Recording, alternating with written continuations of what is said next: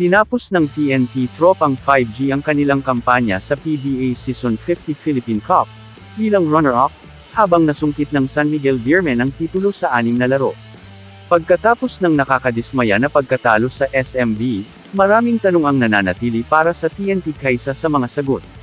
Sino ang papalit kay RHJ sa Import League Conference?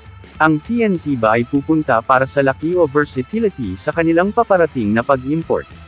Makikita ba natin ang parehong Jason Castro? Babalik ba si Kelly Williams para sa isa pang pagtakbo kasama ang TNT? Mananatili bang malusog si Pogoy para sa buong komperensya? At marami pang katanungan ang naiwan para sa TNT. Sa ngayon, kailangan nilang magpahinga at magpagaling.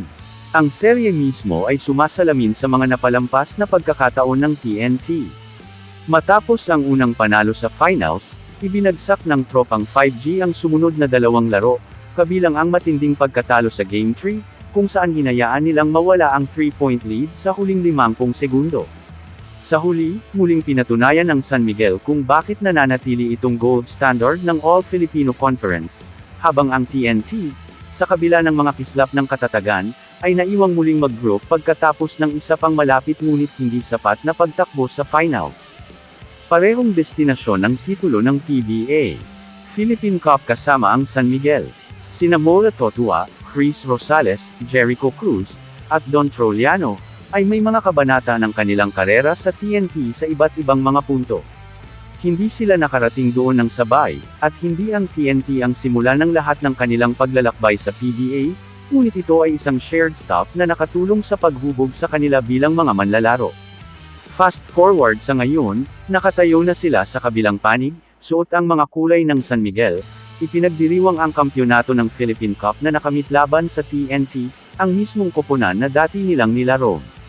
Ang season na ito ay maaaring ang pinakamalinaw na landas para sa San Miguel na humabol sa isang Grand Slam.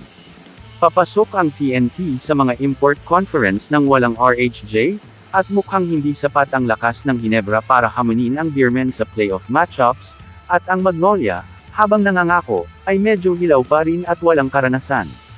Dahil nakuha na ang All-Filipino crown, simple lang ang misyon para sa SMB.